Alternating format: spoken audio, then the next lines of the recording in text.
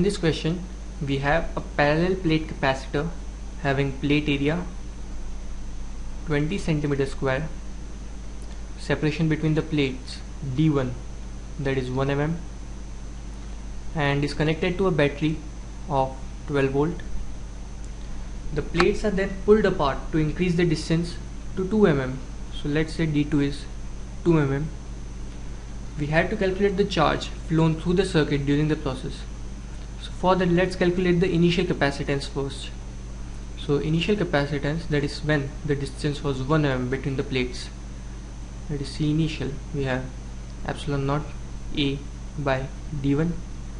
On substituting the values, epsilon naught, that is 8.85 into 10 to the power minus 12, area of the plate, that is 20 into 10 to the power 5 minus 4 meter square, divided by distance, that is 1 mm or 10 to the power minus 3 meter. On solving this, we get the capacitance as 1.776 into 10 to the power minus 11 farad. C final, that will be epsilon naught A by D2, that comes out to be 8.85 into 10 to the power minus 12 into area, that is 20 into 10 to the power minus 4 divided by 2 into 10 to the power minus 3. We get the answer as 1.776 divided by 2 into 10 to the power minus 11 farad. Now we have to calculate the charge flown. So Q flown will be Q initial charge minus Q final charge, obviously. So Q is equals to CV, so I can write C initial into V minus C final into V. Substituting the value, we have C initial as 1.776 minus 1.776 divided by 2 into 10 to the power minus 11 farad into potential V, that is 12 volt. On solving, I get the charge flown as 1. Or I can write it as 1.06 into 10 to the power minus 10 coulomb. That is my answer to the first part. In second part, how much energy is absorbed by the battery during the process.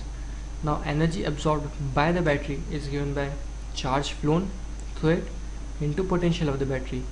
So the charge flown is given by 1.06 into 10 to the power minus 10 coulomb, and potential of the battery is 12 volt.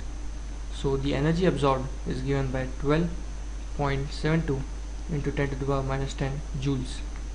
That is the answer for the second part. In third part, we have to calculate the energy stored in the electric field before and after the process. So let's say initially electric field energy will be given by half of Q square by C, or half of C V square. On substituting the value, we have half. Initial capacitance was 1.776 into 10 to the power minus 11. Potential was no doubt 12 and its square.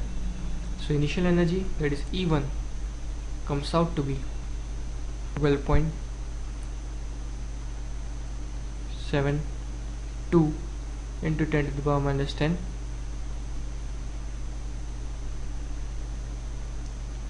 joules, and let's say E2, that comes out to be E2, that is energy after the process, can be again written as half of Q square by C, or half of CV square again.